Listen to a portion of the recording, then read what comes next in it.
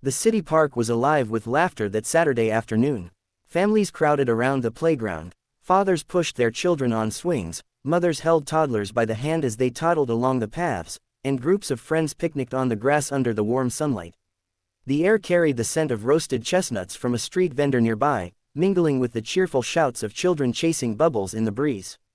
But on one quiet bench at the edge of the park sat Ethan Cole, a man who seemed strangely out of place in this scene of joy. Dressed in an expensive suit, polished shoes, and with a gold watch gleaming on his wrist, he looked every inch the powerful CEO he was. Yet behind his sharp appearance was a loneliness that no wealth could cover. His shoulders were tense, his eyes heavy with the kind of exhaustion that went beyond work. Ethan scrolled idly through his phone, emails and reports flashing before his eyes, though he wasn't really reading them. Work had become his only companion. For years, his empire had grown, and so had his fortune. But the price had been steep. He had no family waiting for him at home, no children running into his arms at the end of the day, no laughter to fill the long silences of his penthouse apartment. As he sat there, trying to distract himself with business, he noticed something unusual out of the corner of his eye. A little girl, no more than 7, stood a few feet away. She wore a faded yellow dress, her hair tied back with a ribbon that had seen better days. In her small hand she clutched a crumpled $50 bill, holding it tightly as if it were the most precious treasure in the world. For a moment, Ethan thought she might be lost. She stood frozen, her wide eyes fixed on him, as though debating something important.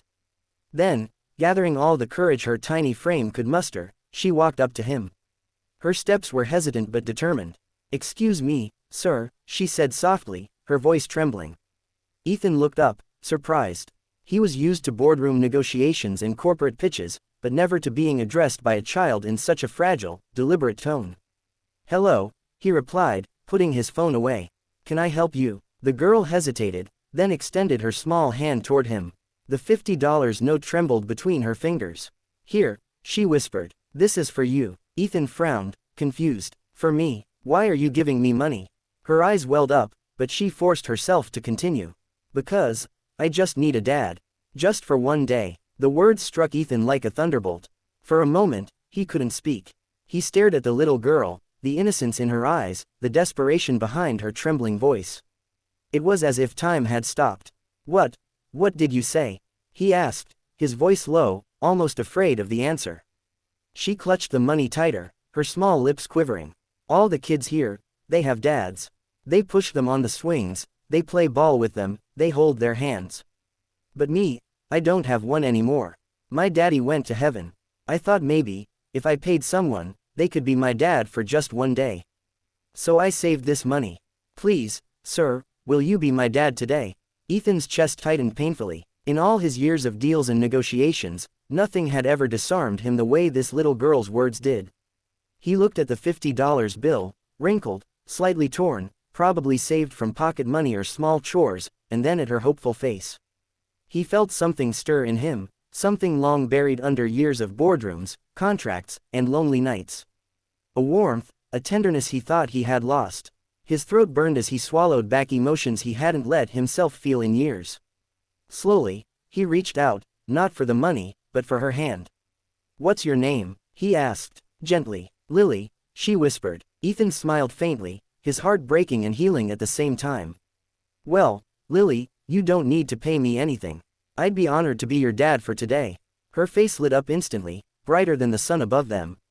For the first time in a long time, Ethan laughed, a real, genuine laugh, as Lily grabbed his hand and tugged him toward the swings. And so began the day that would change both of their lives forever. The swings creaked as Lily hopped onto one, her tiny legs dangling above the ground. She looked up at Ethan with sparkling eyes, full of hope and anticipation. Ethan hesitated for a moment. He had been to countless board meetings, negotiated billion-dollar deals, and commanded respect from hundreds of employees, but never in his life had he been asked to push a child on a swing. "Ready?" he asked, his voice uncertain but warm. "Ready," Lily giggled. He gave the swing a gentle push, and her laughter rang out like music. For the first time in years, Ethan felt the corners of his lips tug into a genuine smile. He pushed again, and each time her laughter grew louder, freer, until other parents turned their heads to look at the unlikely pair, the lonely millionaire in an expensive suit and the little girl in a faded yellow dress. As the swing slowed, Lily jumped off and ran to him. "You're good at this," she exclaimed. Ethan chuckled. "I suppose I had a good teacher. Can we get ice cream now?" "That's what dads do after playing," she said matter-of-factly, slipping her hand into his without hesitation.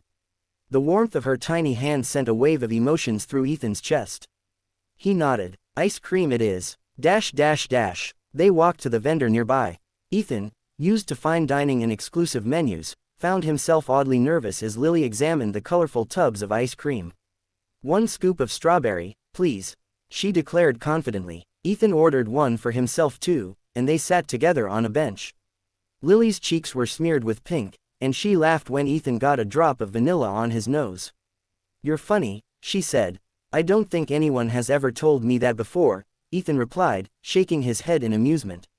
"That's because you need to spend more time smiling," Lily said wisely, her little legs swinging under the bench. "Smiles make the world prettier."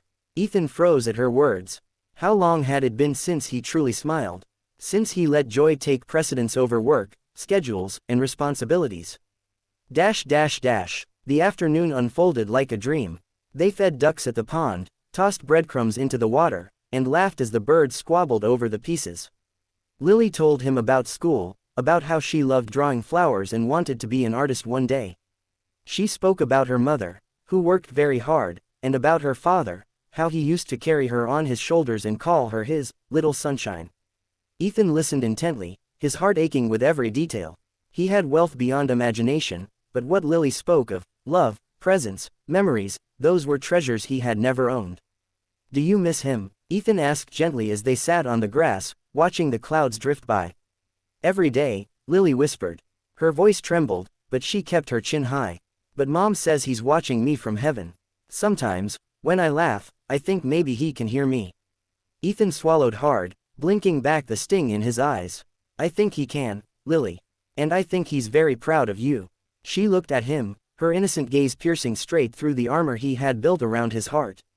"You'd make a good dad too, you know." The words hit Ethan like a tidal wave.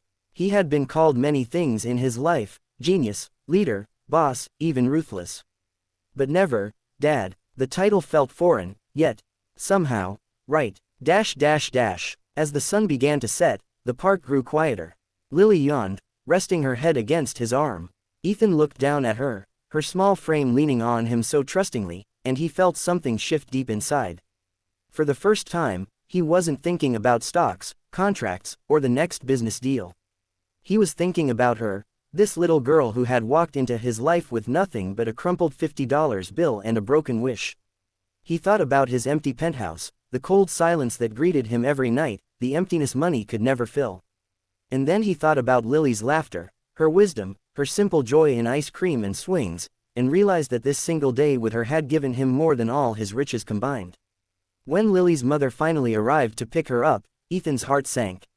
He wasn't ready for the day to end. He wasn't ready to let go of the feeling she had brought into his life. As Lily hugged him tightly, whispering, "Thank you for being my dad today," Ethan knew his world had changed forever. The golden glow of sunset spilled across the park as families packed up their picnics and children reluctantly left the playground. Lily leaned comfortably against Ethan's arm, her tiny fingers curled around his sleeve. For a man who had signed contracts worth millions, commanded boardrooms with a single word, and lived in a penthouse overlooking the city, Ethan felt strangely small and vulnerable at that moment. He didn't want the day to end. A voice called out in the distance, sharp with worry. "Lily." The little girl's head popped up. "Mom," she exclaimed, scrambling to her feet. A woman in her early 30s rushed toward them, her face pale from panic. She knelt and pulled Lily into a tight embrace. "Sweetheart, where were you? You scared me half to death," the mother said, tears streaming down her cheeks. Lily hugged her tightly, then pointed back at Ethan. "Don't worry, Mom, I was with him. He was my dad for today." The woman turned, her eyes falling on Ethan, the sharply dressed stranger standing awkwardly nearby, holding the crumpled $50 bill Lily had pressed into his hand. The mother's expression shifted from relief to suspicion. I'm sorry," Ethan began quickly, raising his hands. "She approached me. She offered me this, to be her dad for a day. I couldn't just walk away." The mother's eyes widened as she saw the note. She looked down at Lily, who nodded earnestly. It's true, Mom, I gave him my money. But he didn't take it. He just played with me, all day. Ethan's voice cracked. She gave me more than she'll ever know. The mother's gaze softened as she studied him, this man who, despite his polished suit and distant air, looked deeply moved, almost broken. She sensed sincerity in his words, a kind of longing that mirrored her daughter's. I should thank you, she said cautiously. Not many people would have done that.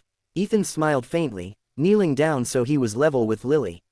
He gently placed the $50 back into her small hand. This belongs to you. You don't ever need to pay someone to love you, Lily. You already give love for free, and that's more powerful than any money. Her eyes welled up, and she threw her arms around his neck. Thank you, Dad, for a day. Ethan hugged her tightly, closing his eyes as if sealing the memory into his very soul. The following week, Ethan found himself unable to shake the memory of Lily. Board meetings felt emptier, deals seemed meaningless, and the silence of his penthouse grew heavier each night. He kept hearing her laughter, her wisdom, her innocent declaration, "You'd make a good dad." One evening, driven by a need he couldn't explain, Ethan visited the small neighborhood where Lily and her mother lived. He stood, awkwardly at their doorstep, holding a simple bouquet of flowers. When the door opened, the mother blinked in surprise. "Mr. Cole," she asked. "Please, call me Ethan," he said softly. "I'm sorry if this feels strange. I wanted to see how Lily was doing." At that moment, Lily came running down the hallway. "Ethan," she shouted with joy, throwing herself into his arms. Her mother watched, her initial hesitation slowly melting into something else, recognition that this man, for all his wealth and power, was genuinely touched by her daughter. Over time, Ethan became a frequent presence in their lives. He took Lily to art classes, listened to her stories about school, and even helped with homework, tasks he once thought beneath him but now cherished more than any boardroom decision. He and her mother began to share conversations too, about life, about loss, about the courage it took to raise a child alone. The three of them began to resemble something Ethan had never known, a family. Not perfect, not polished, but real. One rainy evening, months later, Ethan sat with Lily by the fireplace. She leaned against him, coloring in a sketchbook. "Do you remember the first day we met?" she asked suddenly. Ethan smiled. "How could I forget? You offered me $50 to be your dad." She giggled. "I don't need to pay you anymore, right?" Ethan's throat tightened. He pulled her close and whispered, "No, Lily. You never needed to pay me. Because being with you, that's priceless." Her little arms wrapped around him, and in that moment, Ethan realized something profound. He had spent years chasing wealth, believing it would fill the emptiness inside him. But all it took was a little girl with a crumpled bill and a desperate wish to show him what true riches really meant. Final narration, voiceover style. He was a millionaire in money, but poor in heart. Until one child's simple request gave him the greatest fortune of all, a family. Love doesn't need to be bought. It only needs to be given, freely. The final scene fades with Ethan walking hand in hand with Lily and her mother down a quiet street, their laughter echoing softly against the night air.